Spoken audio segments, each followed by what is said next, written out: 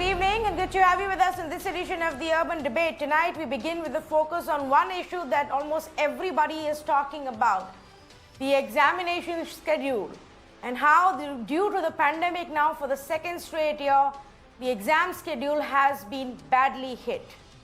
I'm going to specifically focus on board exams and class 12th exams in the light of the fact that there was a high-level meeting yesterday to decide on what should be the plan for the CBSE class 12 board exams. This was a meeting held between the centre and the states, and several options were discussed. In fact, the education minister then came out and said that we've asked the states to give us a series of suggestions. It was a fruitful meeting with a lot of recommendations coming in. Whatever decision is taken will be done collaboratively, and we've asked the states to submit their suggestions by May 25th. Safety of students and teachers is the most important. But let's tonight focus on what are the options and specifically talk about the need for having a uniform policy. Especially because, viewers, for after class 12, students apply for various colleges and universities. Everybody has a different kind of plan. They apply for colleges across the country.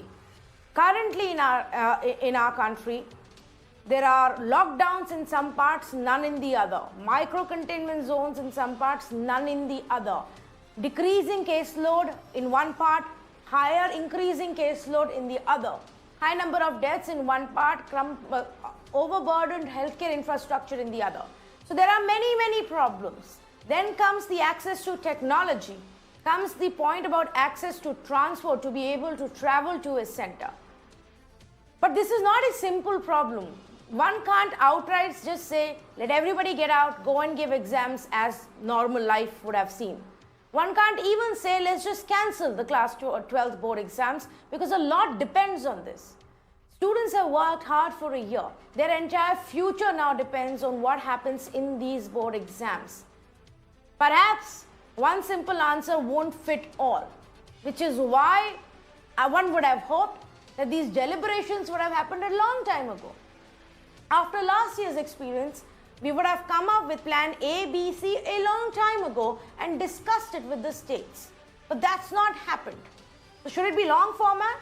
Should it be shorter format so that students are exposed for a lesser time? Should it be all online or offline?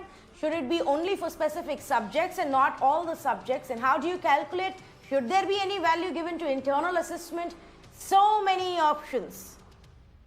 And if one board decides to go with one option and the other decides something else, then you're putting students on an unequal platform.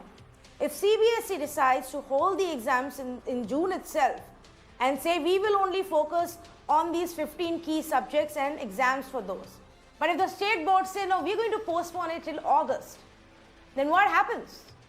This is unequal policy which will put some students at an advantage over the others. So I'm going to open up the phone lines tonight. If you're one of the stakeholders with a view on this situation, do call us and tell us what could possibly be the solutions. Let's say good evening to the panelists who are joining me right now. Tuhin Sinha, spokesperson for the BJP, Reena Gupta of the Aam Aadmi Party, Manu Sundaram, spokesperson for the DMK. And we've called representatives from various parties in states because this is not just about the CBSE board or the central policy. This is also what individual states will have to look at. At some point, the international boards will also come into play. All of that has to be factored in, and together a decision has to be taken. We also have experts joining us. Meeta Sengupta, educationist, with us this evening, and Professor Vipin Kumar Agarwal, principal for Sri Aurobindo College in Delhi University, joining us this evening. Let me first up go across to Meeta Sengupta for her view. So many options that are being discussed, Meeta, and even as we speak, some states have already held the exams, others are mulling from home options, online options, offline options. How do you foresee this playing out? This is one of the toughest decisions anybody can ever have to take. And the leader who is going to take this decision will have to take on a lot of moral responsibility, as you rightly say. But I think I want to differentiate between the two purposes of the class 12 exam and how the boards in a way have been imposed upon the across years. The job of the boards is to create equitable and fair exams. If it is fair, if it is equitable, then how everybody else uses the results will automatically be fair and equitable. So when you say this impacts the future, what we are talking about over here is the burden that higher education has placed on the exam boards, saying we are going to use your exams as a filtering mechanism. Now, the board is a progression mechanism, but the class 12 exam has also been used as a filtering mechanism. And these are two separate things. Fairness and equity is what the board should be focusing on because that is their core job.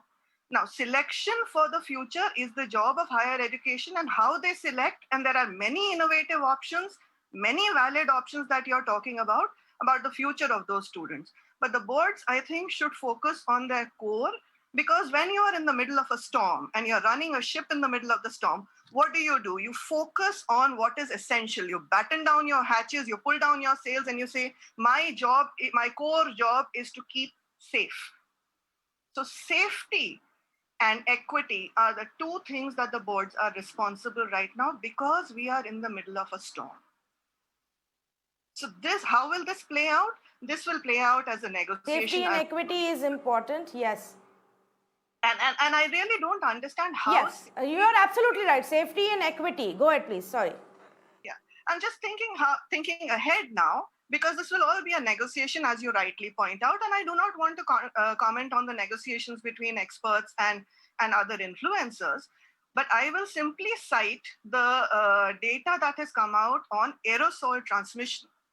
And the government itself has said aerosol transmission is up to 10 meters. That is a Government of India thing. Now, the CBSE bylaws for a classroom sizes, minimum classroom size should be 8 meters by 6 meters, which means per classroom for safety, you can only have one student.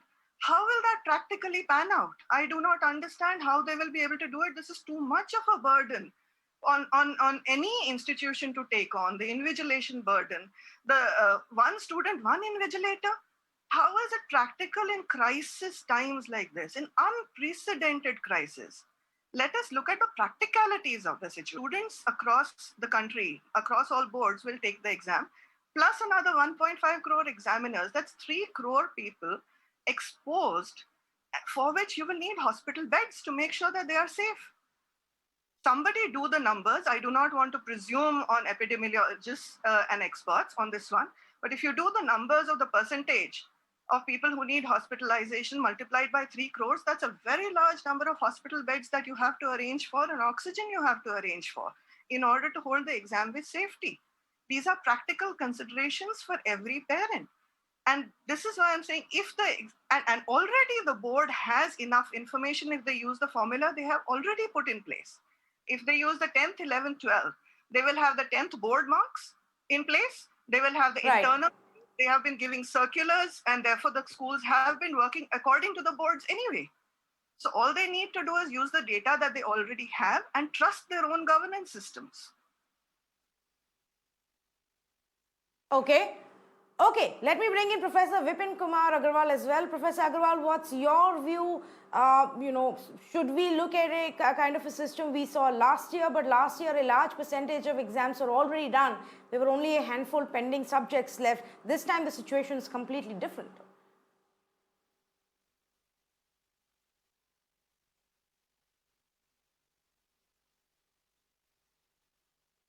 Professor Agarwal, I think you'll have to unmute yourself. So I fully agree with Mitaji, what she has said about the safety of the students. But with the safety, the exam, the future of the students is also very important. There are more than 1.5 crore students who are involved in this, who have to appear for the board examination. If the examination takes place, it should be with full protocol of COVID, and they should be vaccinated. The students, as well as the teachers and the staff members who will be put on duty, they should be vaccinated first. And then, in my opinion, the examination should take place, but with a shorter duration. And there can be, like in the competitive exam, there can be one exam, objective type exam, in which the student is having the choice of appearing in the 5 papers. There are different papers which contains, one paper contains the various options, and the student has a choice to opt the different subjects of the own choice. And the date sheet can be made as per the different permutation and combination of the choices of the subjects which the students has opted. And there is a system called on-demand examination system. And NIOS schooling system, also they conduct on-demand examination. There can be centers across the country, and any student can choose any of the center and appear in this offline examination mode. This is my opinion. And as we do in the Delhi University, there are 32 papers which are being put in the list A, which are considered as the main subjects. And there are other subjects. So students have to appear in any of the 3 main subjects and 1 language, and other options can be selected. So depending on the option the student has selected, we can design the date sheet in such a manner that depending on the option of the students, a student can appear on any day of his or her choice at the center of his or her choice. Because there are number of schools which can be opted for it, examination, and the vaccination and the COVID protocol is must. This is my opinion. But in my opinion, the examination should be conducted because the future of the student is very important, and higher education institutions will find themselves very difficult on the basis of evaluation, internal evaluation, or on the basis of school evaluation of the students. Let me give a point. Like when we get the mark sheet of the student, there are 2 components. One is the internal marks, means internal evaluation, other is the theory evaluation part. And what we find for the normal students, for the mediocre students, there is a vast difference between the percentage secured in the internal exams and the external exams. In the internal exams, they secure 95%, 99%, or many a times 100%. On the other hand, in external examination, which we call it theory examination, they secure 70%, 75%, 80%. Because normally we have observed over a period of time that the schools are very liberal in marking in the internal evaluation system. So most of the schools will evaluate give a very high percentage to their students. And then the higher educational institutions at the time of admission, they will find themselves in a very difficult situation, how to admit the students. And in this way, I feel the students who are intelligent, who are hardworking, they will be disincentivized, they will be discriminated against the students who are not that much intelligent. This is my opinion. So examination should be conducted. This is my take on this subject. Okay, so you've made some very interesting arguments. Let me actually take it across to Reena Gupta, because Reena, your party and in fact the Delhi government has taken a very clear stand that you're not in the favor of holding exams right now. Safety is first, but there are several valid points being made, about their future and how, unfortunately or fortunately, the way the system is designed currently, a lot of it does depend on holding these exams. So Tanvi, I totally agree with you. The most important thing for us and for me as a mother is the safety of my child. I will not be comfortable sending my child to a school where there will be hundreds of other children as well as teachers. You know, these events are going to turn into super spreaders events. And Tanvi, we saw when a couple of weeks ago, some of the schools were opened. And in most states, the schools had to be shut down because there were lots of cases of many students catching corona. So this is a time where we all have to think out of the box. Those 3 hours, anyways, if you ask me personally, I think that it's a very archaic system that you judge the student based on those 3 hours. And this gives us an opportunity to reevaluate the whole system, and it'll have to be done for the whole country. And I'm very sorry to say that, as usual, the central government has been sleeping on this issue as well. You know, right from January, February, we have been discussing class 12 board exams, and the students and the parents have been so stressed because there was no clarity on whether these exams will be conducted or not. And now we are sitting at the end of May, and still we are discussing whether the exams should be conducted and how they should be conducted. You know, there are several options which the specialists have proposed. One option is you look at the average performance of the past 3 years, you look at internal assessment, and out of all this, you come out with an aggregate percentage for the child. So we will have to think out of all of these options, what works for us as a country. In Delhi, we can actually hold online exams because Delhi in some ways is much better connected. But, look at some of the other states like Chhattisgarh, Jharkhand, UP, where students don't have access to the internet, they don't have access to smartphones. How are they going to give their online exams? And physical exams, if you ask me, are not an option at all unless the central government organizes vaccination for every child that is going to take that exam. And it is only a total of around 1.54 crore students in class 12 who will take these exams. There are several vaccine options which have been actually approved for that age group. So if the central government takes that responsibility that they will organize vaccination for all of our class 12 students, only then we can have physical exams. Otherwise, cancellation of the exams is the only option, and we will as a country have to come out with a method of assessment which is uniform across the country. So when students from every state come to say Delhi for entrance to some of these elite colleges, they are not penalized, and it's across the country the same system is used.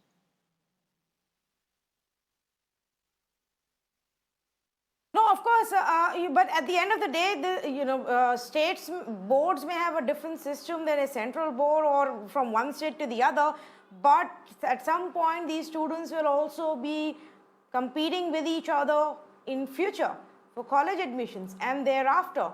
And so how they're evaluated right now needs to be standardized, in my view, in some manner, so that tomorrow this doesn't become a problem. Manu, what is your view and your party's view on it? What would your state be suggesting as far as holding class 12 board exams is concerned? Well, firstly, we need to evaluate whether we need a standardized system. And if you argue that a standardized system would be better for everyone, Tanvi, then I must say, unfortunately, I find the union government completely unprepared and caught unawares.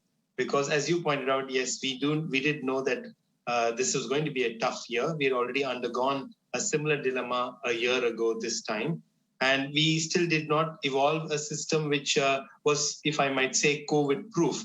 In the meeting that was held recently with the union minister and the various ministers from the states, there was a broad consensus, I believe, which emerged that firstly, welfare of the children, the students is paramount. Secondly, most states, I believe, agreed that the 12th standard, the final school leaving exam, must be conducted. Of course, depending on when it should be conducted, that's a different debate. And thirdly, I believe, partly in response to what one of the earlier panelists said, the state governments have by and large rejected multiple choice questions or objective types in place of the traditional examination processes.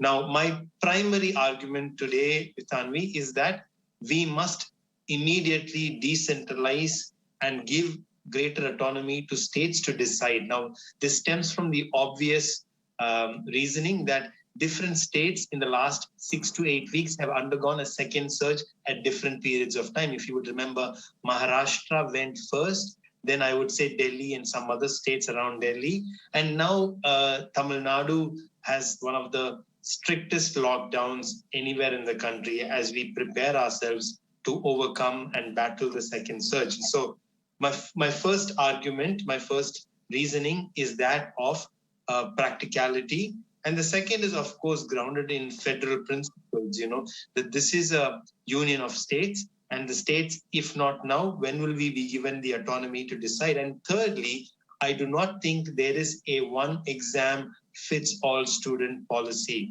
So therefore, the center must try to not continuously set a policy agenda which doesn't help anyone. One of the earlier panelists also mentioned vaccination. I think that is a very important point. Now, we've discussed and deliberated, and there is a policy, a union government policy for the entire country with regard to vaccination of people over 60, people over 45 with comorbidities, and even people between the ages of 18 and 44. But what about students? So school leaving students are typically 16, 17, or 17, 18. Now, what about vaccination for them?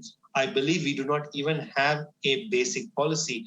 Last year, Tanvi, when we were about to hold the year 10 exams, there was tremendous opposition, and there's around 9 to 10 lakh students. And please include also teachers and support staff who will be necessary. So, Tamil Nadu at the moment we are in, we cannot go from the strictest lockdown that we've ever seen in the last 16 months to suddenly allowing 10 lakh people go around the state. So therefore, I believe that, we require three things. One, we require greater autonomy to decide when each state must hold its exams. Secondly, we need some clarity on vaccination for children below the ages of 18, especially that in the 16, 17-year-old age groups. And thirdly, we need to understand that the purpose of the examination is to decide on college admissions by and large, and college admissions do not seem to be beginning anytime soon. So therefore, we can defer the year 12 or class 12 exams to a little later, which I believe should be decided by the states. So let me just ask you one question, one small follow-up, Manu. Okay, you say the states need to be given some space here to take their own decisions. The center can't really dictate this. But at some point, the states and center will at least have to agree on the CBSE board and other central boards. Those schools exist across the country in every state. There obviously, the center's role will need to come into play. And so then you have one set of rules for CBSE and another set of rules for each of the state boards? Well, I think given the extraordinary circumstances that we face we must relax that particular necessity to hold all the CBSE exams in one go. Of course, I don't think anyone would advise using the same examination paper at later stages when the examination is held. But just you need to bear in mind that today, Maharashtra might be a little more ready for, letting students to be writing exams, but Tamil Nadu is not. So therefore, it does not make sense. And by and large, yes, CBSE is one part of the school leaving population, but it is not the predominant part. So it is still important for us to consider that. But I would say in the larger interest of safety and welfare of the students, yes, we must have different points of time for the different states, regardless of whether they are state boards or the central board or the ICAC board of examination. And I think that will only actually help us through the pandemic that we are facing. Okay, so let me go across to Tuhin, who's heard everybody out. Tuhin, there are states like Maharashtra who haven't taken a decision yet, but they have said that they're not really in favor of holding exams right now, and will probably look at pushing it to some point. Delhi has very clearly said they don't want to hold the exams. There are other states who are saying leave it up to us. Now, how do you get everybody on the same page? So Tanvi, as the Honorable Education Minister has made it very clear, the safety and protection of the well-being of the students and the teaching community is going to be of primary importance to us. And we will have a very flexible approach because in early April, we had taken the decision to forego the Standard 10 exams this year. Now, obviously, Standard 12 exams could not have been foregone because of its significance in impacting the career of the students post that. Now, in this situation, two very high-level meetings have taken place. First on 21st, which was presided over by the Honorable Prime Minister. Then yesterday, Rajnath Ji had presided over a meeting. And we are going to follow a very flexible approach where all state governments have to put forth the suggestions by the 24th. Now, one-size-fits-all solution may not be a viable solution over here because given the size of India's population and the way the coronavirus has behaved in different ways over the last 15 months in different parts of the country, it becomes very difficult to have a common approach. But yes, from experience, I can tell you that Shiv Sena and Aam Aadmi Party, by nature, they begin with a no rather than begin with a yes and find out solutions. So yes, them to begin with and say that let us not hold these exams, a very easy solution. We want to explore the situation a little more. Now, given that the numbers are receding right now, and if this trend continues, because from October last year till about February end, the numbers had consistently receded in the country. Assuming that that's going to be the trend from here over the next few months, I do foresee, the possibility of exams taking place somewhere after mid-July could be possible, primarily because today, since the other exams are not taking place, each classroom could probably have accommodate maybe just 1/5 of the student. Getting more invigilators is not a problem, but like I said, that again would be dependent upon the situation prevalent at that point of time, and given the unpredictable nature of this bio warfare that we are dealing with, it's very difficult to have a strategy evolved right away. That's one reason why a national level plan has not been able to we've not been able to put it for a situation like this. But rest assured, we are going to have a very flexible approach to it. If exams need to be delayed further for say another 2 or 3 months, in order to ensure the safety of students, we are open to that. Okay. Till whatever. Yeah. Okay. Okay, I want to move on to another aspect here and get in some viewers as well. But Reena, you wanted to make a point? Yeah, the point that I want to make Tanvi is that most of the specialists are also predicting that the next wave is going to impact the younger population more. So whatever decision we make, we have to keep that in mind, that the young are actually much more vulnerable. And even in the second wave, we've seen several cases where the younger kids were actually very badly impacted. So physical examinations without vaccinating our children is not an option at all. And I really hope that the central government is thinking along those lines and working on ensuring that we get vaccines for these children. Most of them would be from the 16 to 18 category. And there are vaccines approved in several countries for that category. The External Affairs Minister is right now in America. Why can't he hold talks with some of those countries? Pfizer is one of them. And let us organize vaccines for our children if we really need to hold these exams. Okay. Okay, I just want to though say that the center and the experts have also said that there is no evidence right now that children will be more vulnerable to the third wave. I think frankly nobody can say what will happen in the third wave, especially when till now till a couple of months ago we were in denial of a second wave. That being said, if it possible that a higher proportion of children get infected, but that's a number thing. Many of the existing people in our country would either have been vaccinated or would have already had COVID in the first or the second wave. So the percentage may vary, and I think that's what some of the experts meant. Nevertheless, it doesn't matter. What you're saying as a point and what many others are saying is that because children are also those who are not getting the protection of a vaccine right now, we have to factor in the point that there may be more waves. Even if this one goes away in the next few weeks and situation is under control, we need to have a larger plan. And that actually is what I wanted to talk about more.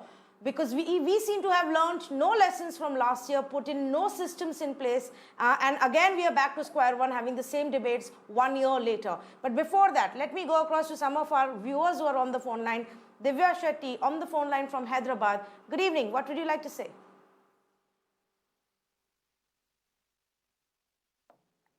Okay, we seem to have lost that line. We're going to go back to Divya Shetty in just a bit. But here is my question to you, Mita. Basis what happened in the first wave and what was happening across the world, that there were, multiple waves, cases increasing, falling again and increasing again, countries opening, locking down again, unlocking again. Should we not have used the past 1 year? Did we use the past 1 year to come up with any kind of a, contingency plan? And now at least should we not look at it? What if this is going to be the situation for the next 2 to 3 years where there are just multiple cycles?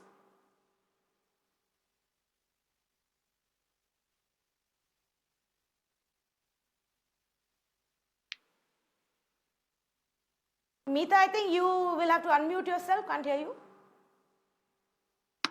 Pardon me.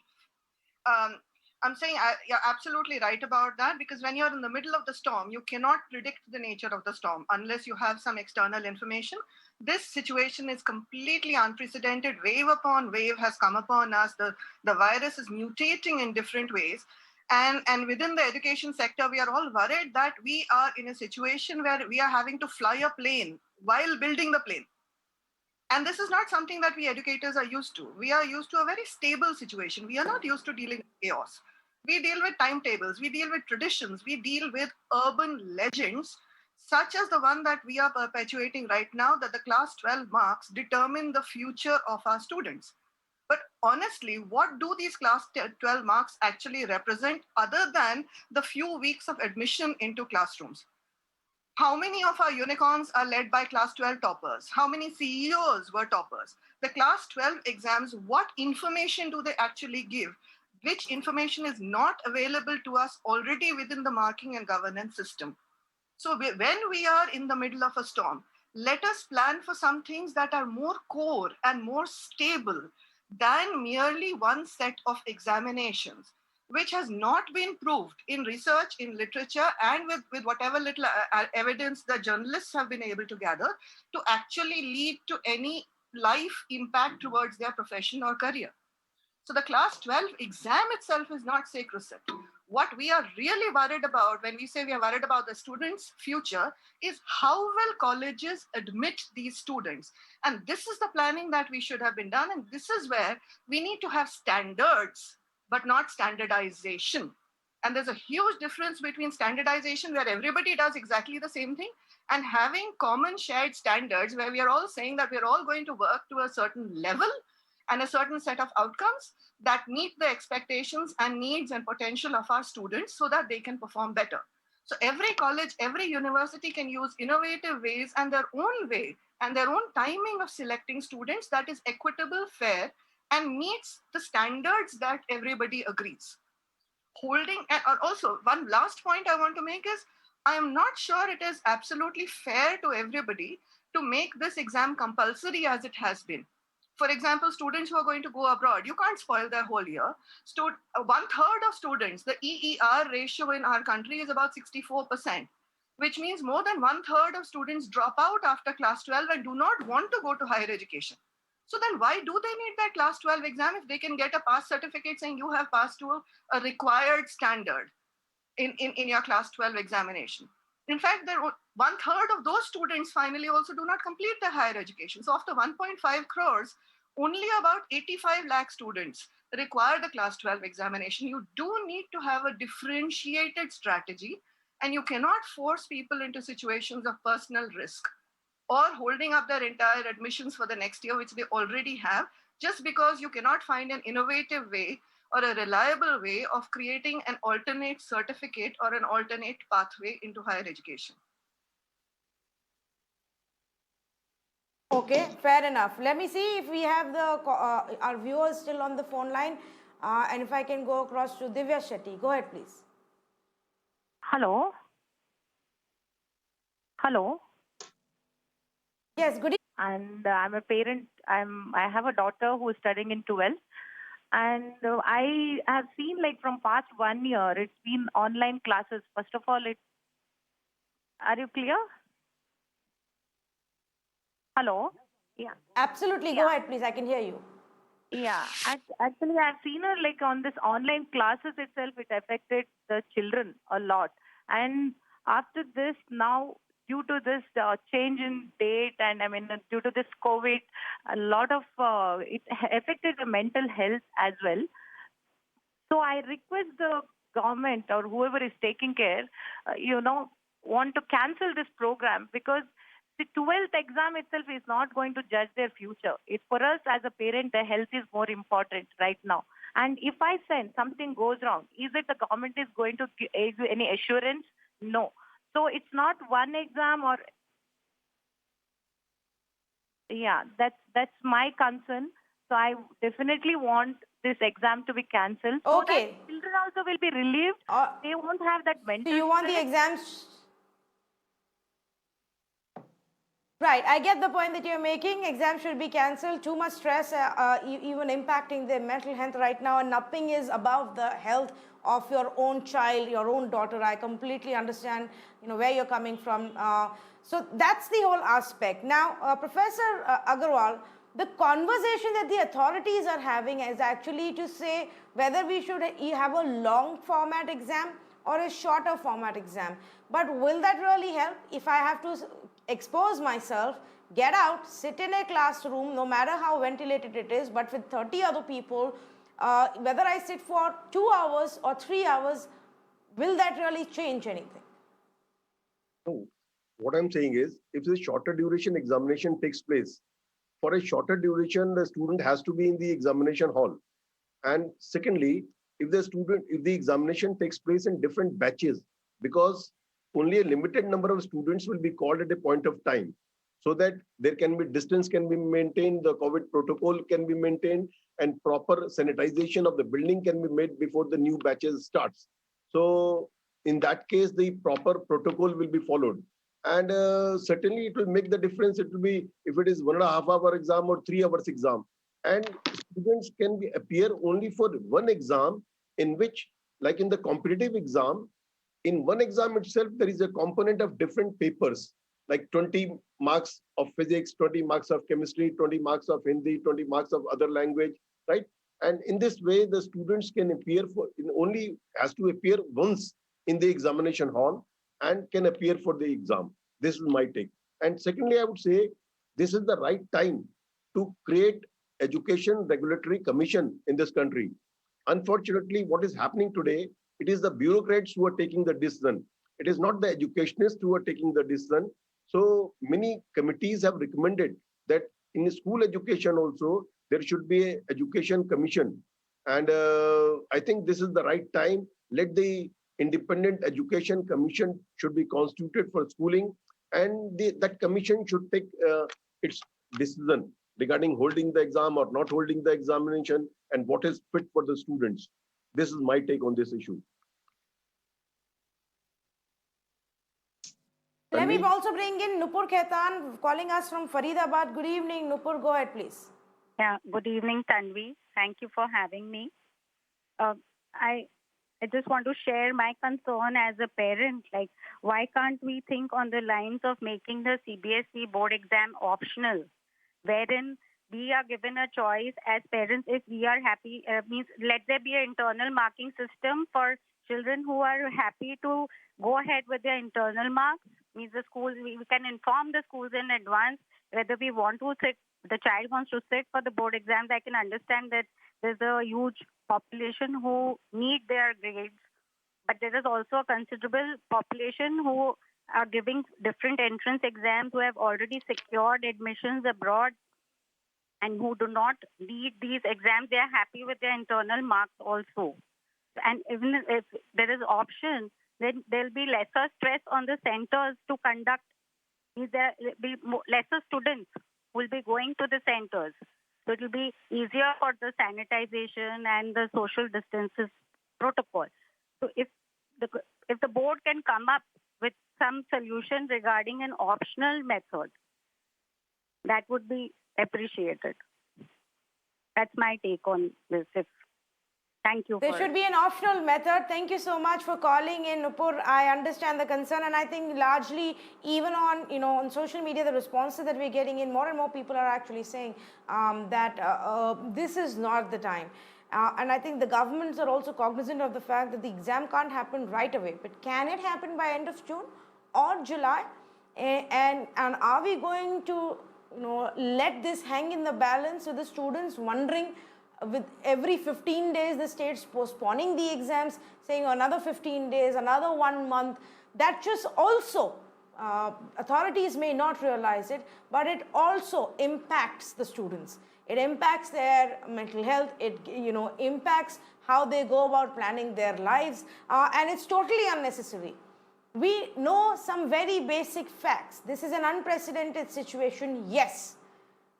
We are now well into the second wave. We've seen how the first wave played out, how the second wave played out. We are seeing how the virus is mutating, how many of the facts that we knew last year about this virus are not even the same anymore because the virus has changed. Can we really expect that at some point in the next 2 or 3 months, situation will improve to such a great extent that we can allow all of our class 12 students across the country to get out, go to an exam center, whether it is their own school or some other exam center, sit in those classrooms along with other children for 3 straight hours and give this exam, wear a double mask, sit there, constantly sanitize, think about what's around them, and then still be able to focus on their exam? Is that what we are planning to do?